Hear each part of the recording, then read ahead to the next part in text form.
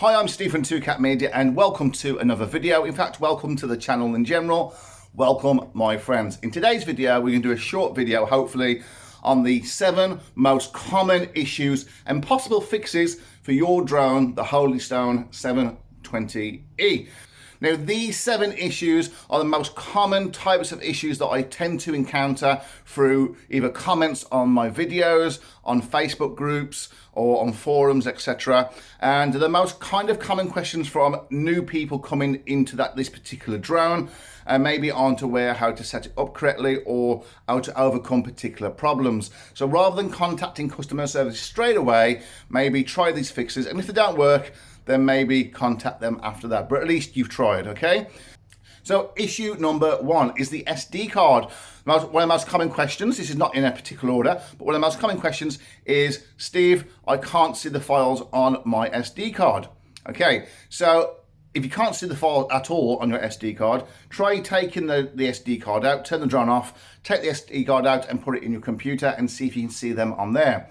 Now, if you can't, it's probably down to a 3-step process, this is. So the first one is make sure that it is a class 10 and a U3 speed SD card. Now, that means that it'll be fast enough to be able to read and write at the same time, or either or, while you're recording 4K, which most people are going to do.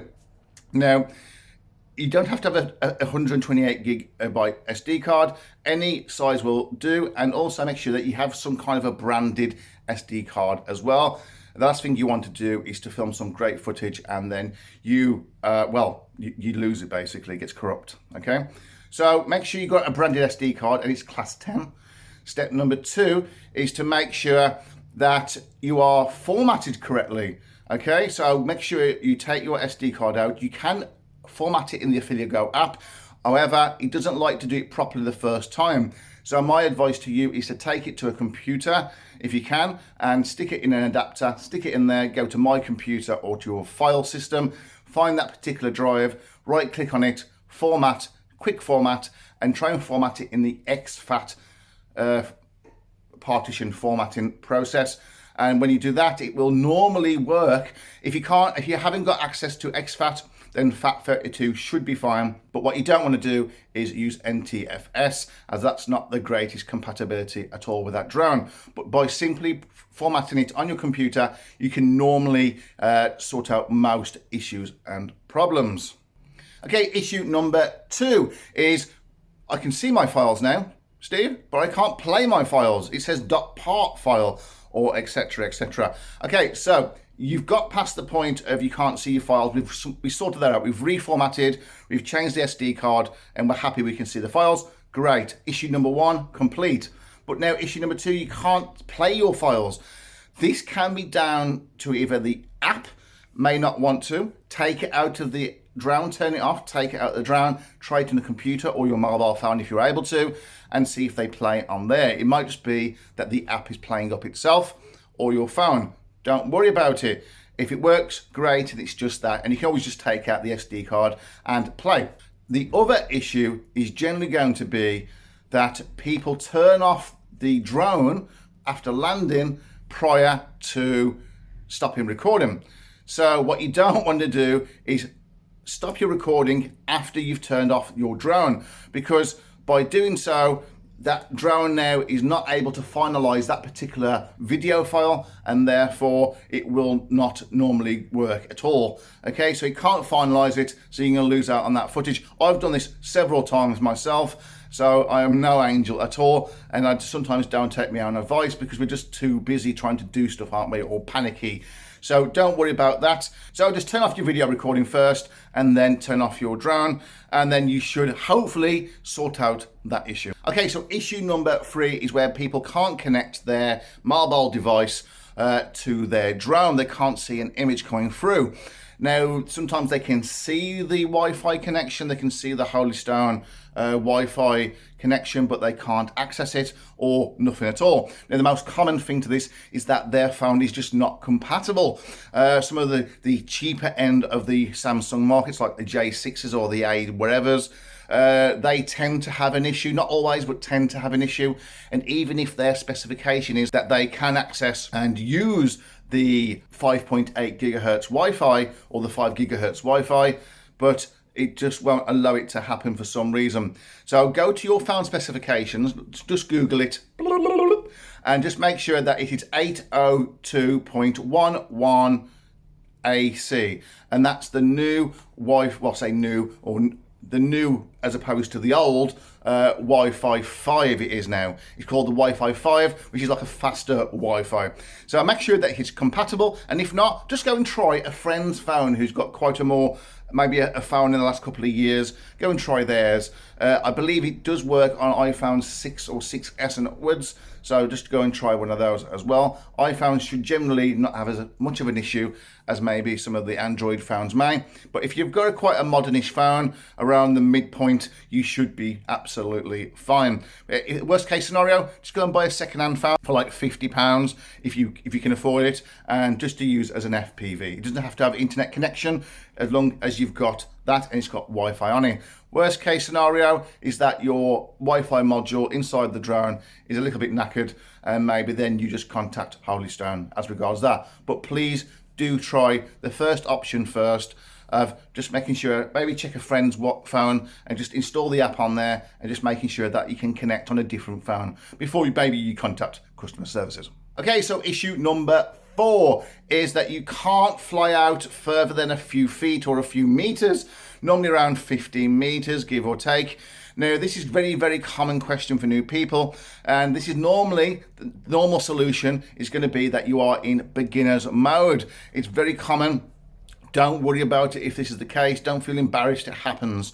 Now, even if you are already an experienced pilot, this can catch people out, because when app updates happen, then sometimes it resets it and turns off your settings. Now, for your pre-flight checks, yeah, you should be able to go through this list on a pre-flight. I'll put a link above to the pre-flight checklist video that I did recently, and on there it shows you how to go through things step by step, and by doing so then you'd make sure that certain settings was turned on or turned off, etc., to suit your flying conditions for that particular day. So just go onto the app, I'll put a little video here just to show you, is just to go into the top right corner, press the little cog for the settings, and then go across, make sure that beginner's mode tab is not blue and the slider's not on. If it's not on, then great, then just maybe adjust your sliders up to the maximum if you so wish. But normally it's beginner's mode that is generally the problem. So just every time you fly, just go in and check. Just come do it as part of your pre-flight checklist. Okay, so issue number 5 is that you've done all these things, that it's up in the air and it doesn't hover properly. You know, it's kind of a bit wavy, etc. Now, this could be down to the drone, or it could be down to another simple fix. Before you start getting too panicky and contacting the customer services, what I suggest you do is just land the drone, making sure that you, first of all, you check an app like UAV Forecast and any other app that's similar to it, and check the KP level. Now, if that is too high, you have to tell me in the comments below. I think up to about 3 or 4 is normally okay, but any higher than that, you can get this kind of magnetism in the air that can kind of affect the GPS of a drone as well, or at least in some drones maybe. So you have to be very, very careful as regards that. That is one possible on the day, you know, it's always worth a check. The next part to check on this would be to make sure that you calibrate correctly. Now, there are 2 calibrations on a drone, on this particular drone anyway. There is a compass calibration where you spin it around 3 times and point it up and spin it around 3 times. So make sure you do that one before every flight, or after you've changed the battery, etc., or you've turned off the drone. Just make sure you do that. Even though it doesn't necessarily require it, I would do it personally with this particular drone.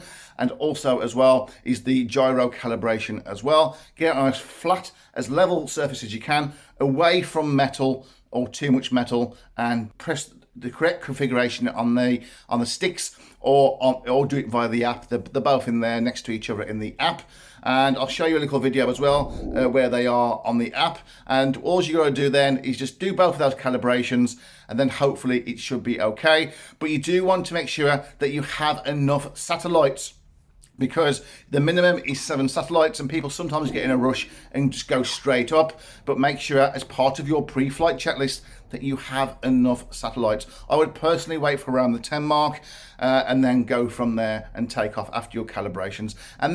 And also check that KP level as well on an app such as UAV Forecast as well, as that can make a difference. But normally it's going to be down to calibrations and also down to people not getting enough GPS satellites. Okay, so issue number 6, not so much common there, but it was at some point, but I still get some questions about it, is lag. Now, lag on the live feed as opposed to what you're doing in real life. Now, if this is the case, it can just be down to the app updates, so you have to kind of bear with it.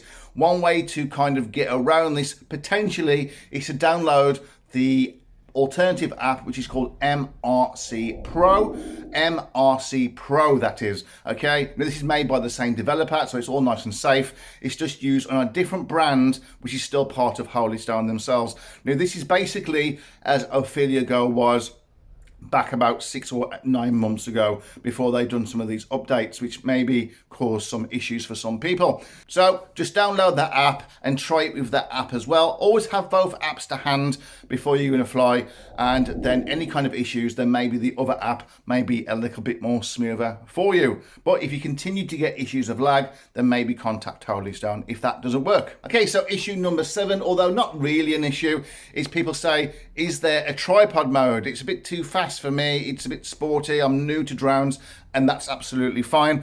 And there is a tripod mode. It's slow speed or fast speed. Now by default it will start off in fast speed, which for me isn't fast, but I suppose if you are new, it might be a little bit kind of rushy for you, and that's absolutely fine.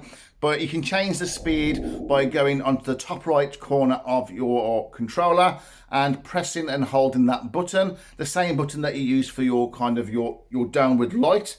And if you press and hold that, you should get a beep, and on the display of your telemetry on your controller, it should then say speed 1 or low, and then you'll have what is known as tripod mode, where it will just kind of be a bit easier to fly and get used to. Okay, so I hope those 7 issues and the possible fixes have helped you out somewhat, especially if you are new to this particular drone. If you have enjoyed this video, then please give it a big newbie thumbs up, and any comments or questions as regards to those 7 issues or any others, then feel free to put them in the comments below, and I'll try and help you out as much as possible. So, but if you are new to the channel and you've enjoyed this and you want some more future help on this drone or any other drone videos, then please consider subscribing, and you too, my friend, can be part of the exclusive yet elusive community that is 2Cat Media. So until the next video, stay safe and drone on.